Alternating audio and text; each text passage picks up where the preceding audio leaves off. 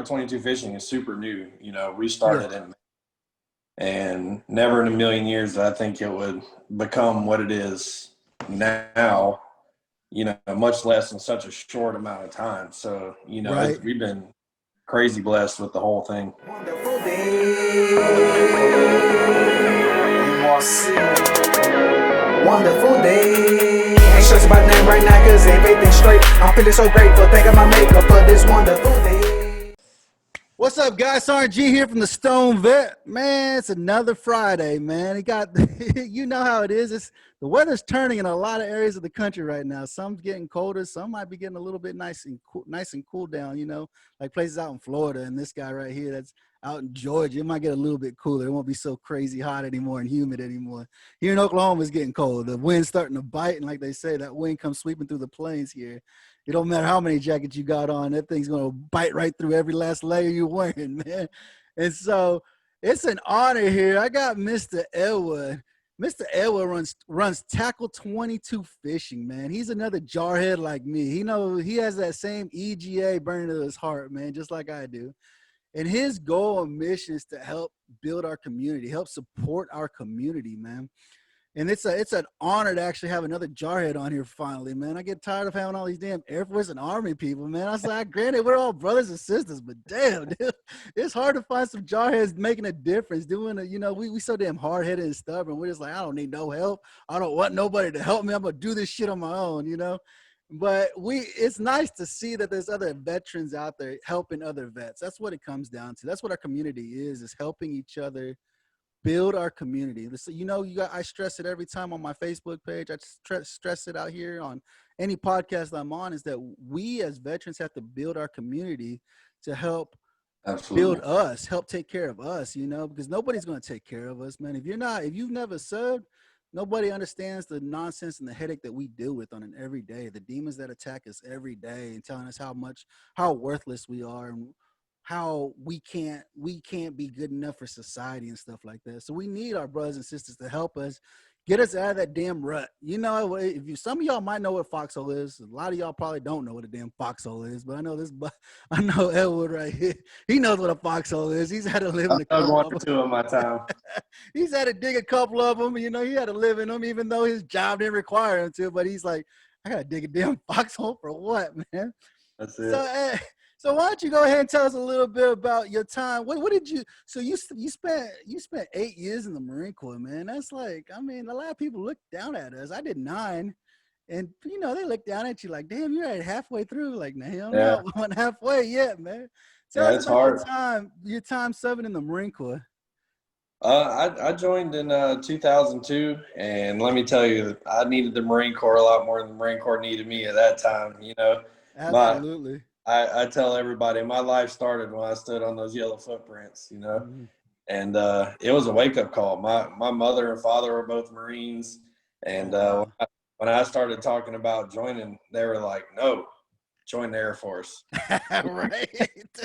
They tried to talk some sense into me, but being the hard head that I was, I was a recruiter's dream, man. I just told The them I apple want. didn't fall far from the tree, huh?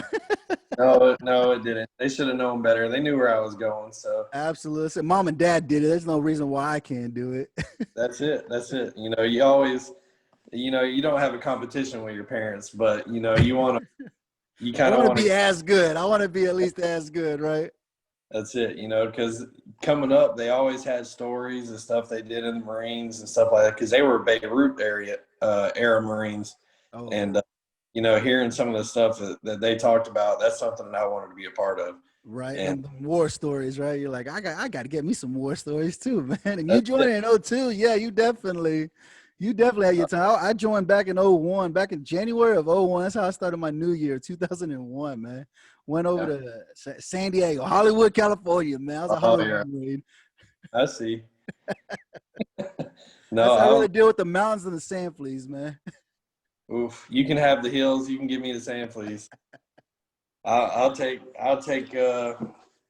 my sand fleas over broken ankles any day. Oh man, I broke my ankle so many times. It ain't no joke, man. Them mountains are murder on you. I tell you. And then you want to start talking about back pain. They say it's not service connected. It said it started in boot camp, dude, with back pain. No, Like I think when I got on the bus to Paris Island, my back started hurting. No shit. You ain't lying about that. You knew it as soon as you got on there. You're like, why is my back killing? That's My it. knees are already hurting. They think I got nightmares now. They should have seen me the night before I went to boot camp.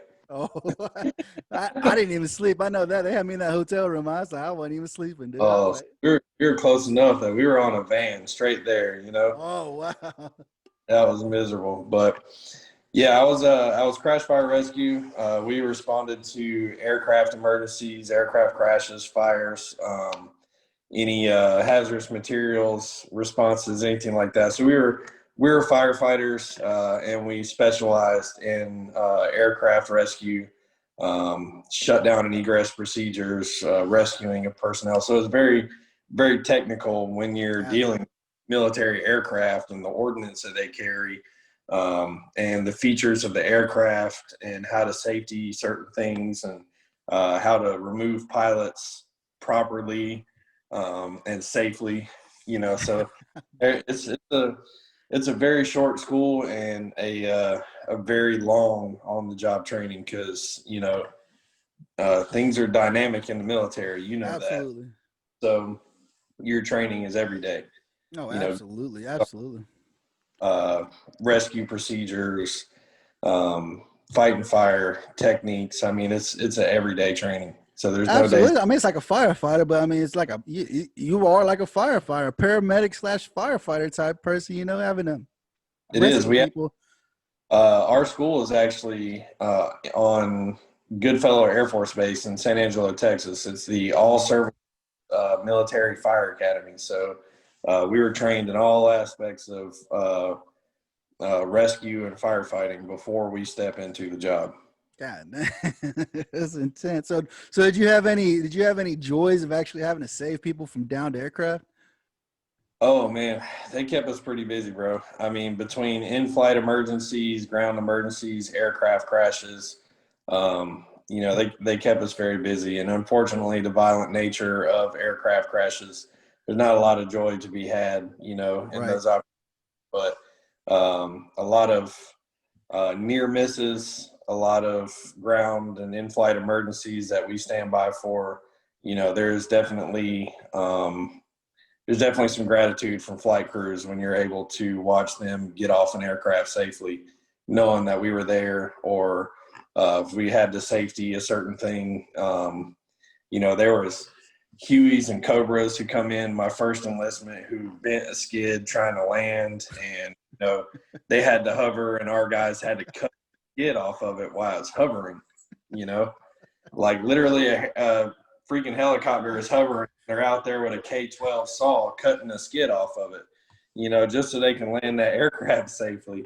Or nose gear hung in a CH-53 that didn't come down when they dropped the gear, so they have to come in and literally almost sit it on the back wheels, because the way the rotors are on a 53, if it comes down on a nose gear, they're going to hit the ground. Yeah.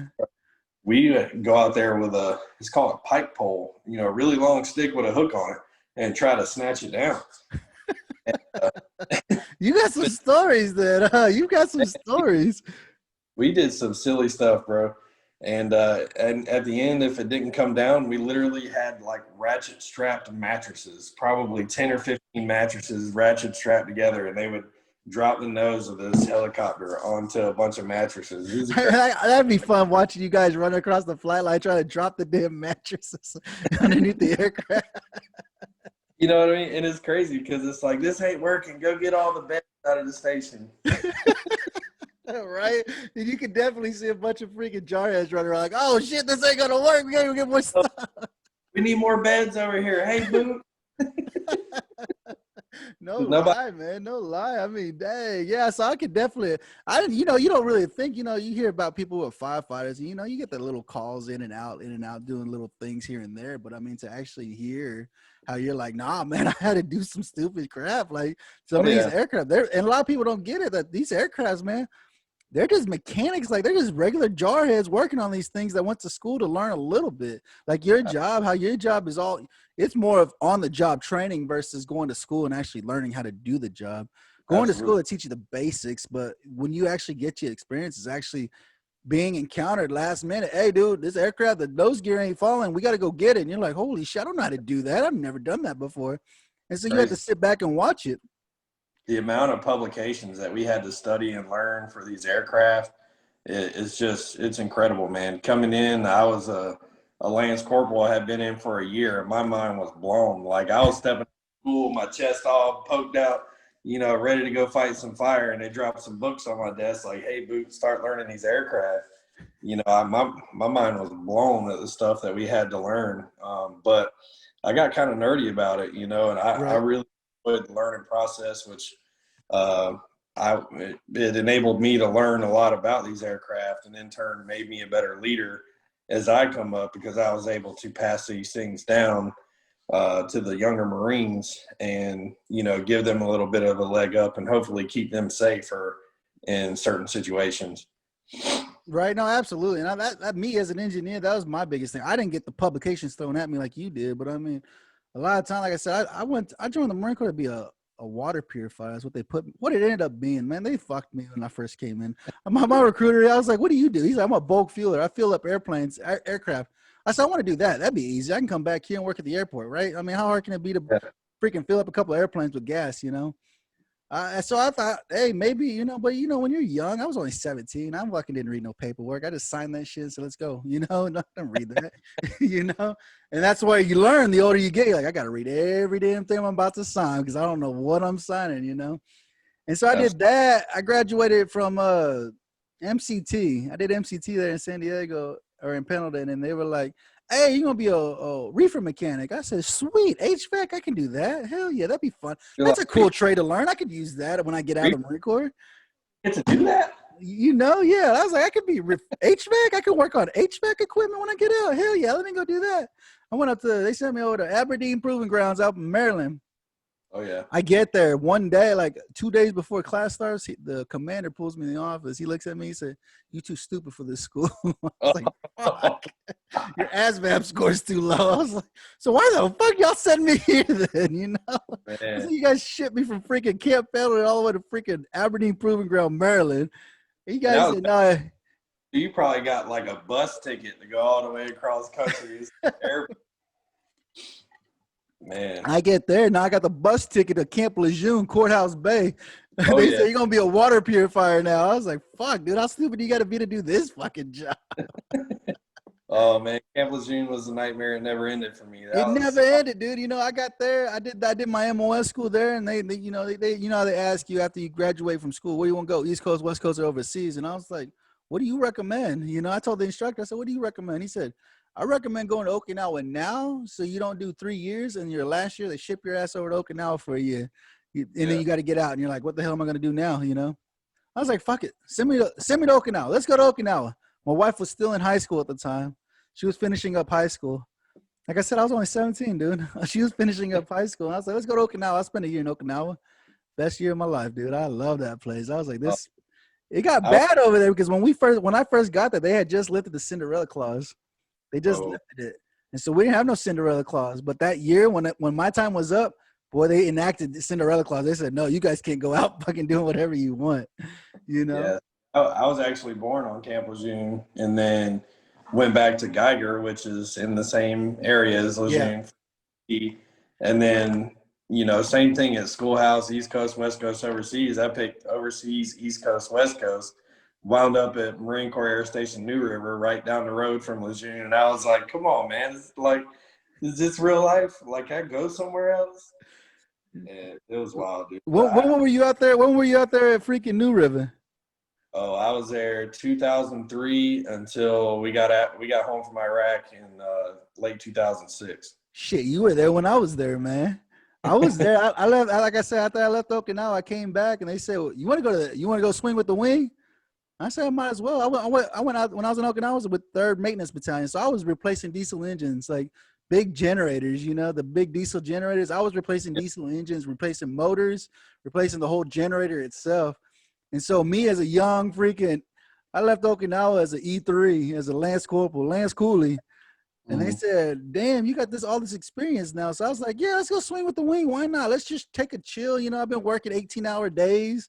Maybe if I go swing with the wing, I won't have to work as hard, maybe, I I went over there. They ended up being a second maintenance battalion. I said, you guys don't do shit. You guys change spark plugs over here. This is all you do, you know? Right. Sure as shit. My chief came up to me. He said, you came from 3rd Maintenance Battalion? I said, yeah. He said, you're going to be my new quality control guy. I said, I'm only a Lance Corporal. He's like, well, you're the only one that has the most experience out of all the fucking E5s and E4s that I have out here. So Man. I'm relying on you to be my maintenance guy. You're gonna work on all my generators and all my AC units. I was like, son of a bitch, how'd I get tagged to do this? But I was out there in New River. I got stationed there at MWSS 272. That's where I was. That was you too? I was at 272. Man, I was there too. That's what I was. I was there from 03. I got there like September of 02. September of 02 all the way to freaking 2006. Yeah, so did you? We're there at the same time, man. So we were on the same damn deployment. We're on the same damn deployments, man. That's crazy, bro. That's nuts. Because would you go out there were you out of the fob out there that we made back in 03? The Joe Foss? No, I got to New River while they were still deployed to Kuwait when the war kicked off. So that's the one I went to. I was at that one. That's when I got there. Yeah. I got to New River when all the reservists were there and everybody was on their way back. Mm-hmm. And then I didn't get to deploy. We did time. Yeah, we did WTI and Desert Talon in 04, and then 05 we shipped out to Iraq. Oh, you went to that deployment with me too. Oh, we were out there together, man. Go figure that nonsense. Yeah, as soon as we hit boots on the ground in Al Asad, I was there for maybe 3 weeks. They made me the SOG for the force protection there, and then they shipped me out to Al Qaim for 8 months. I was sitting on AQ living the good life. That's what happens when you CFR, man. You ain't got no mission. Your job is just to watch the flight line. Like, I don't know if you went out to AQ when we was there, but we were out with 3rd Battalion 6 Marines, and they were getting tore up. Just a little train station. You know, we had some Hueys, Cobras. We had a shock trauma platoon with dust off there, the medevacs. And we stayed pretty busy because there wasn't but 5 of us there that were CF. And, you know, we had to wear a lot of hats out there on that base because you know how the grunts are, man. If you're not useful, they're going to get rid of you. No shit, real fast. They get rid of you real fast. Like you slowing me down, man. I can't use you for anything. I'm gonna get your ass out. I'm gonna bring somebody that can actually do something for me. That's it. And they kept us busy just with their op tempo and you know, because they were going out there and they were hitting things hard and they were coming back hurt. So yeah, they were getting tore up out there. I remember that. Yeah, they were getting pretty beat up out there. Yeah, it wasn't pretty sight. It wasn't a pretty sight out there, man. It sucked.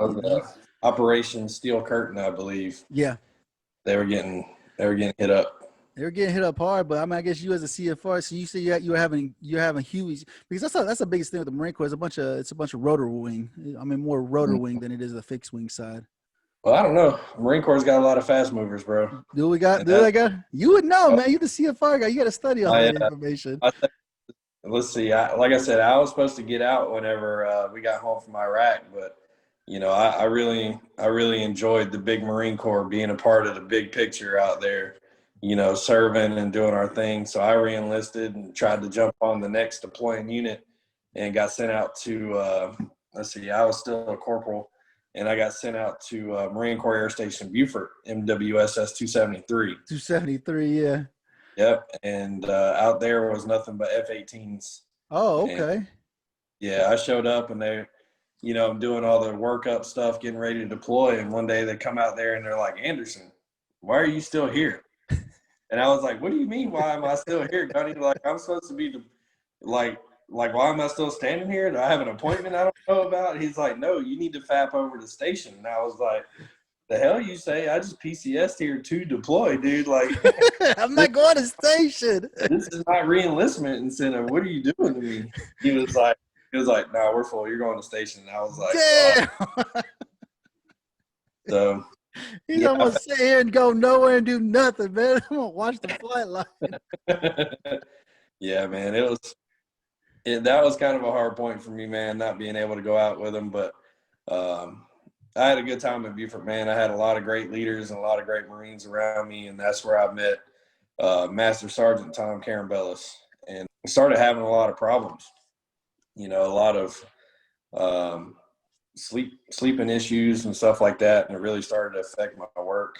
What? No, that's not service connected. What are you talking about, dude? You didn't get that from Exactly. service. And, the first thing they did was they tried to give me sleeping medication, and yeah, that didn't work out so well.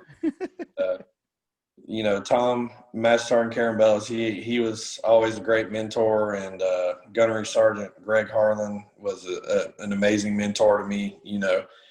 Just helping me be a better Marine, helping me be a better leader, and I picked up sergeant not long after that, and then started getting ready to transition out of the military. But yeah, 2007, 2008 was probably some of the worst times for me as an individual, relearning who I was. You go through so many changes in a short period of time after certain things happen to you and you don't understand them.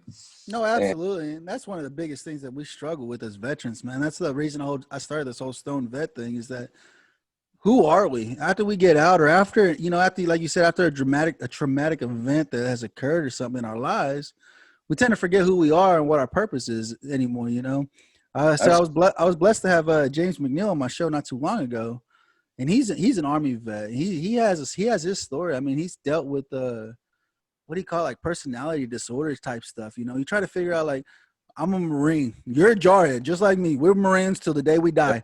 And that's what he said. He said, that's one thing that's great about you Marines, is that you guys never lose that title.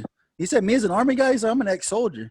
I said, no, as a fucking Marine, I'm a Marine for the rest of my life. No matter what I do, where I go, who I meet, I wear that jarhead. I wear that big EGA like you got on your shoulder there.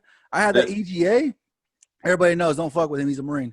And that's across the country. Everybody knows, once a Marine, always a Marine. That never leaves, And like you're saying, you've had a traumatic event. You're like, who the hell am I? What am I supposed to be doing now? And that brotherhood goes beyond the service. Right? I pick up my phone right now and call anybody who is still in or been out for 15 years or whatever, and everybody's going to answer that phone and be like, "What's up, bro?" Right? Absolutely. And that's the biggest thing, what I'm saying? That's one of the things that we've been talking about. I've been getting, like I said, I got a lot of vets I've been talking to, though, Army, Air Force type people. I'm like, I need to get some more jarheads. I've been reaching out to that guy, Terminal Lance, trying to reach out to him. I said, I ain't even trying to reach out to Kyle Carpenter, Dakota Meyer. I said, you guys are Medal of Honor recipients, dude. I said, I don't want your clout. I give a damn about your clout. I just want to know how you dealing with the demons that you are fucking dealing with every day. That's all I want to know. That's all my people want to know. How do you deal? Because I was like, Kyle, you got some fucking demons, dude. I don't care who the fuck you think you are, what kind of medication you're on.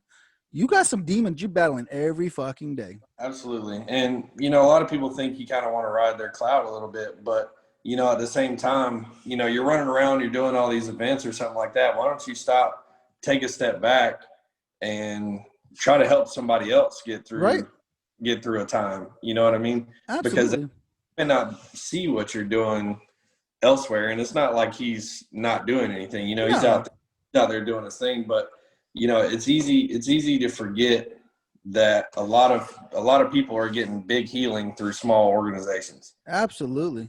It's a lot more personal, it's a lot more one-on-one, it's a lot more suited to the individual veteran, and that's where more healing happens. And for someone like that who has so much notoriety for doing amazing things, to have them take 2 steps back, remember where they came from, and reach out to smaller organizations would make so much more difference than hanging out with the bigger people who are going to keep rolling anyway. Oh, absolutely, man. That's why I'm reaching. Like I said, I'm reaching out to these people. You know what I'm saying? Like I said, dude, I don't want to ride your coattails. I don't give a fuck about your coattails. I don't give a fuck how big of a celebrity you are. I've got civilians here. They talk about how is it that people go on with living life after seeing death and this and that and whatever. I said, dude, I can tell you from a veteran standpoint, it's one of those fucking things. You see it, you throw it in the box, you put it on the shelf. You say, go put that bitch on the shelf. I don't want to see you right now. I'll deal with you later. Sometimes, man, and I tell people a lot, the veterans I work with, and they wonder why why I advocate. I understand it because I've been there. I understand it because I experience it. So they're going to know that, hey, this isn't a stranger talking to me. First off, this is someone who's been in my boots. This is someone who's gone where I've gone, seen what I've seen, and is probably also going to be awake in the middle of the night when things are bothering me. So this is somebody that I can call. I don't have to wait 6 weeks to get in to see this person and, get a little peace of mind. Or, maybe they just need someone to talk to. Maybe they're bored. People get so lost inside their own four walls of their home that they forget that there's a big wide world out there and plenty of people to go hang out with and just, kick it with. Well, hey, let's break for commercial break, and then we'll thank our sponsors, Rafa 180, for allowing us to be able to shoot this show. We would like to give a huge thanks to Rafa 180 for being a sponsor. Rafa 180 offers pure medicinal CBD. They walk alongside individuals to achieve a healthy lifestyle with options needed by each person. You can learn more about them on Facebook at Rafa CBD, their website www.rafa180.com, or email at rafacbd@gmail.com. They truly believe your journey matters. What's up, guys? Welcome back. I hope you like that commercial from Rafa 180. Like I said, man, if you own a small business, hell, you own a nonprofit like Mr. Ed here. If you own a nonprofit like him and you want to get the name out there, you're trying to get some spotlight, trying to say, hey, dude, this is what I'm doing. I need people to see what I'm doing and where I'm going. I'll put all the description down below in the description box from this video here. I have my email. It's always on here. Every episode it's on here. You can reach out to me and let me know exactly what you want to do and how you want to do it. Be a sponsor for the Stone Vet USMC as well, man. Like I said, if you like medicinal, natural healing, man, definitely go check out Rafa180.com. They got all the cool little bath spa products for the wife or the girlfriend. Hell, even for you as a man, it's okay. You can pamper yourself, man. It's okay. You live a hard life, man. We deal with stupid shit every day, and it's all right every now and then to take a bubble bath, man. It's cool. Nobody take your man points from you. Man, we're back here with Edward here. We here. He started Tackle 22 Fishing, man. Like I said, I met this guy on TikTok. I think like everybody I'm meeting is off on TikTok, man. I don't know. It's like a child.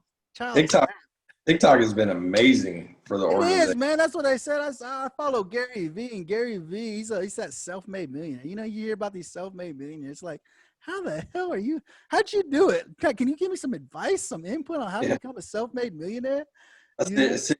My pad and pen. You check out Gary V. He says, if you want to promote your business, go to TikTok. He said there's hundreds of thousands of millions of people on TikTok that see your stuff.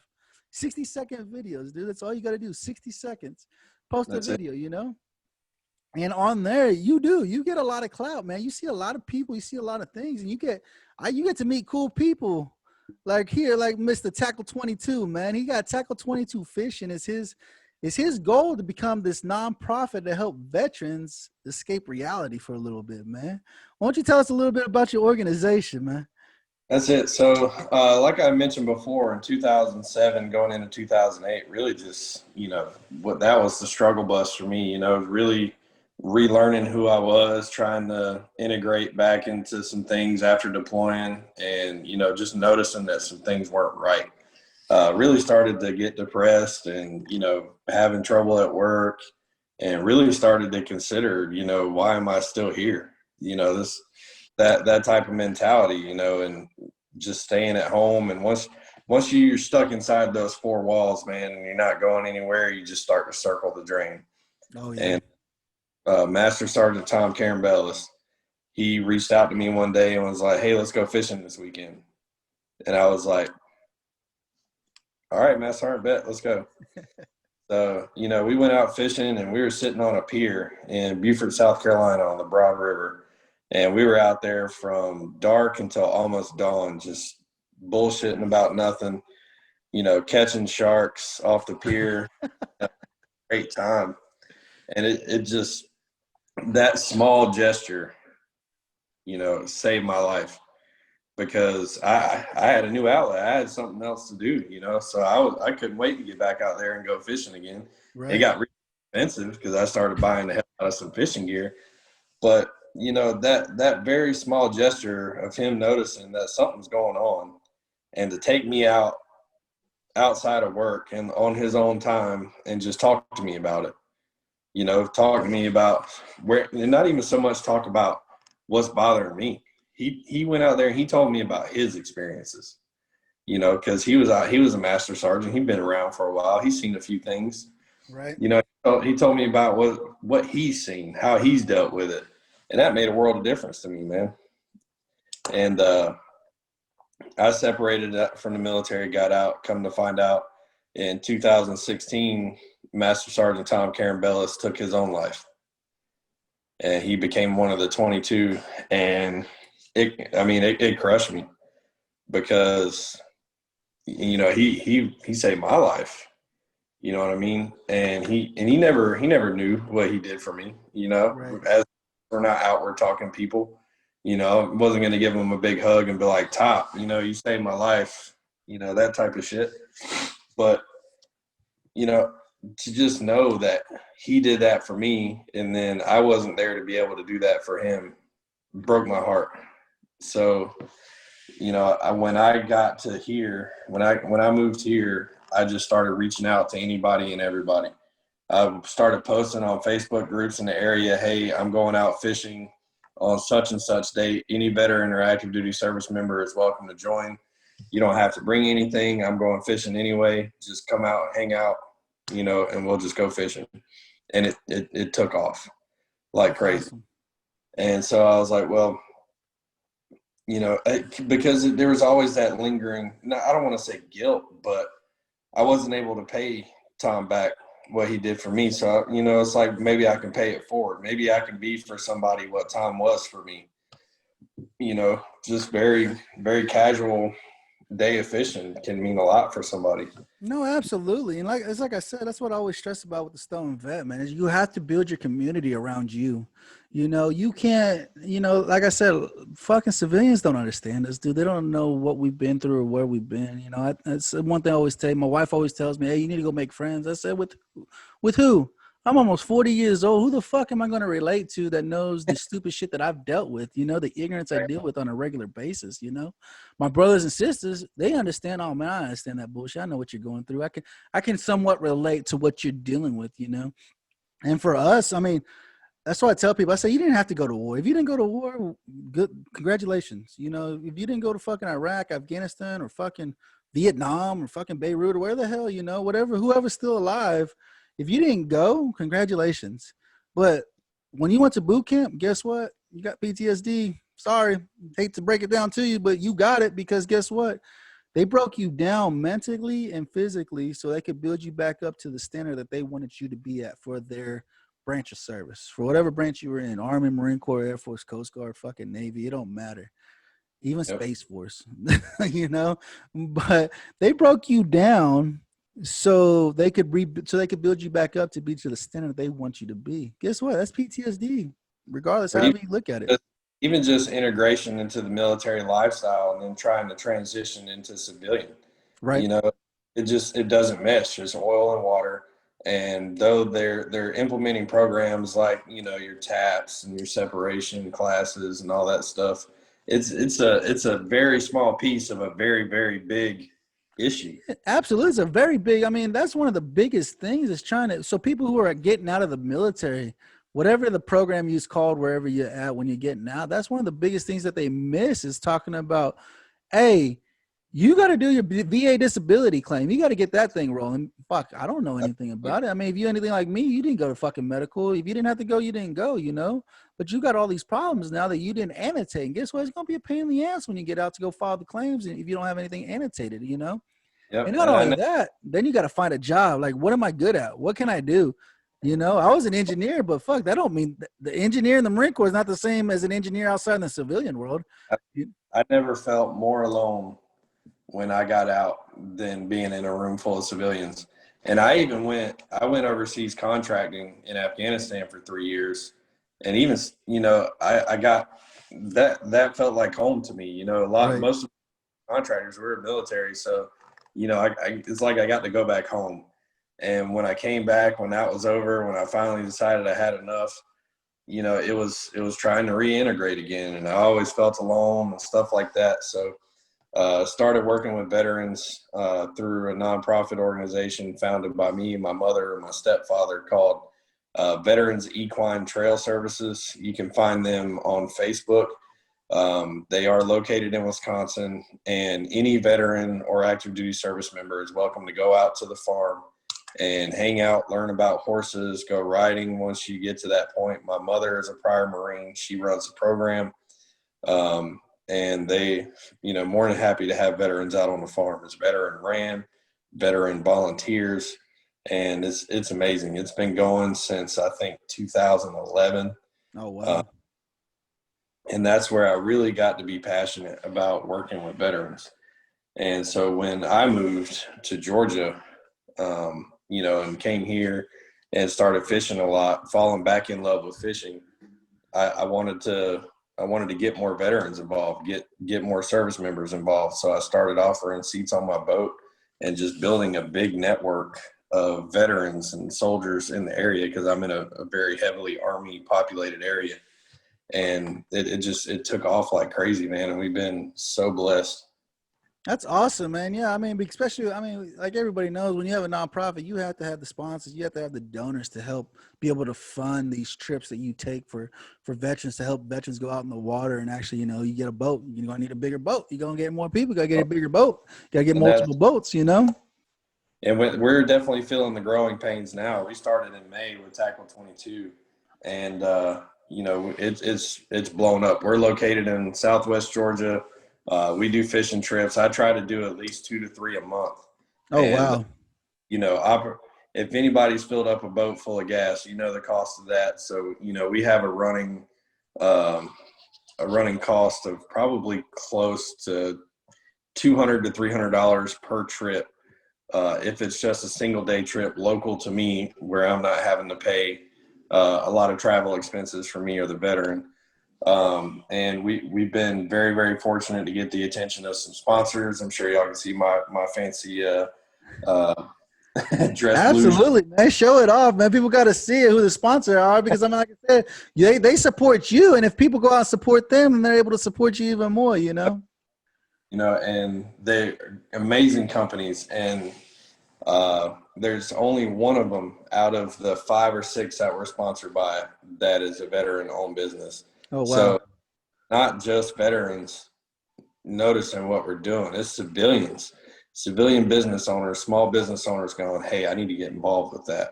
Absolutely. And that is amazing. You can't find a better education than to find a veteran who's working with other veterans and willing to tell you what the problems are in the world. One goal is just awareness. You know what I mean? Bring awareness to the issue. And the name is Tackle 22, and regardless of what number is reported by what study, it doesn't matter whether it's 20 or 20 a day. So long as that number is greater than 0, it's a problem. So, absolutely. Absolutely, man. We push social media hard. We bring awareness to the problem. We support Gold Star families. We have supported several children's families, families with terminally ill children. We've raised money for them. And that, certainly helps with the sponsorships. Started to get noticed a little bit from fishing tournaments. I do mostly catfishing. You do any of that noodling stuff? No, I like,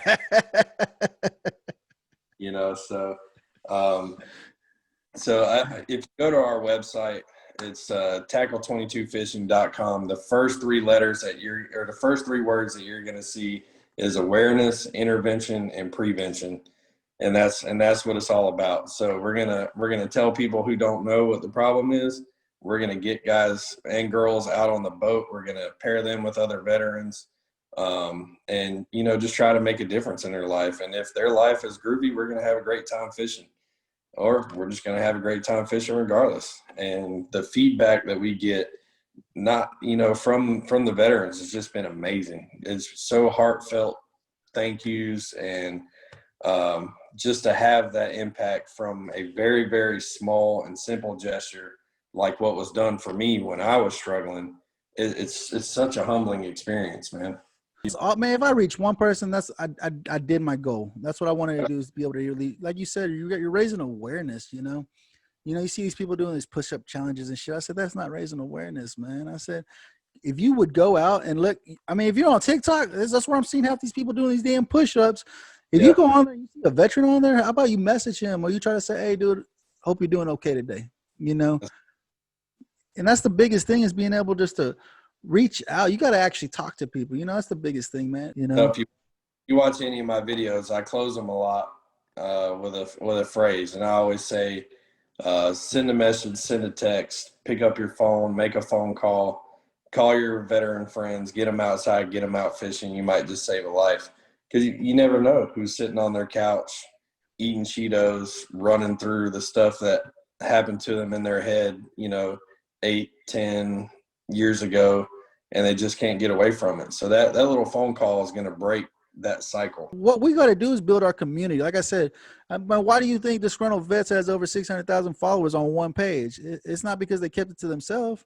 They shared it with other vets. They said, hey, this will be good information for this guy. And they shared it, and they shared it, and they shared it. And that's how your community grows. And that's the biggest thing. That's what we need from you guys watching the show, listening to the show, is go out and hit that subscribe button and share it. This ain't just for veterans. Are we geared towards vets? Yes, we are geared towards vets. But there are people like this guy here. He's a paramedic. He suffers other crap too. Even if he wasn't active duty service, he's a paramedic. He's seen shit, and he's dealing with shit. And he's like, I don't have a community around me to help me get through my dark days. We have our LEOs that are out there, our firefighters, our paramedics. They deal with shit on a regular basis, and it sucks for them, because they're like, I don't have anybody I can lean back to. I don't have anybody I can call, and this is what it's part of it's about. That's why I stress it every episode. You have to build your community, build your community around you. And to, any veterans or anybody listening, you might listen to this podcast and think, oh, well, I don't need that. But hitting that share button, you might reach the veteran that does. Absolutely. We may not reach them through our content, but by you listening and you sharing, you probably will reach the veteran that does. Right. Absolutely. And that's what I think that's what a lot of people forget, is like things like, oh, I don't think I made a difference. I said, dude, you don't realize, people ain't going to tell you that you helped them. Like you, right. you didn't run up to the master and say, dang, dude, you saved my life. That's it. We won't. We stubborn, and we too prideful. We're not going to tell somebody they saved our life, but they did. They made an impact in our life. And you don't understand the type of impact you have on somebody until it's over. And then you find a letter, or you find something like, damn, dude, oh, you're so-and-so? Man, this guy talked about you all the time on how you helped him. And you would never even realize of the impact you have on somebody's life, And it's like you said, it may not help you, but if you share it, I bet it helps somebody. It helps somebody that you know. That's right. It all starts down a path. It's a pyramid. If everybody shares down the line, it's going to reach the one veteran that needs to hear it. That needs to hear it. Use that resource. Oh, absolutely. Absolutely, man. Well, I appreciate this time here. You got anything else you want to put out your website, put out your YouTube channel. Of course, all the information about you is going to be down there in that subscription box. That little red button that says subscribe? Tap that thing too, and that little notification bell for both of us here at Tackle 22 Fishing, as well as the Stone Vet USMC. Go. You got, what else you got to finish us up so we can close out this show, sir? Like I said, pick up your phone, send a message, send a text, get your veteran friends outside, get your friends outside and get them out fishing. It's Suicide Prevention Month. Start doing your buddy checks. We don't go nowhere alone. So pick up your phone and see who's out there. Reminisce, make some, talk about old times, catch up with your friends, talk about the crazy shit you did on deployment and the crazy shit you did in the bars running around town. Relive those good times and put a smile on somebody's face. No, absolutely, man. I appreciate it. I love what you're doing, man. You're making a difference. You know what I'm saying?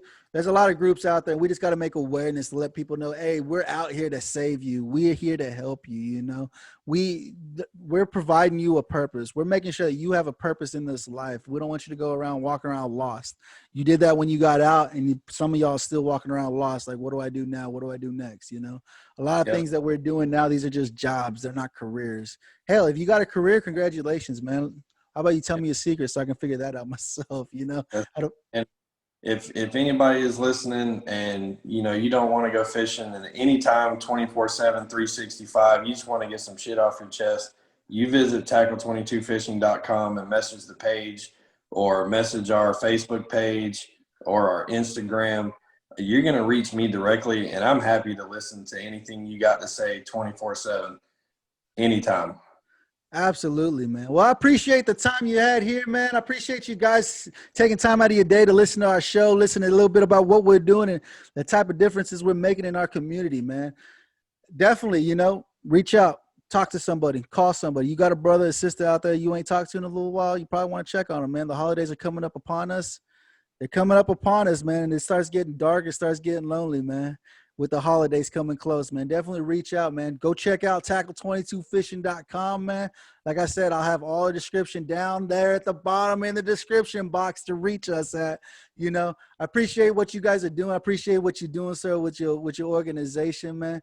Just remember, guys, here at the Stone Vet, we got your six. Ain't stressing about nothing right now, cause everything's straight. I'm feeling so grateful, thanking my maker for this wonderful day. Ain't tripping on nothing right now, cause everything's straight. I'm feeling so grateful, thanking my maker for this wonderful day.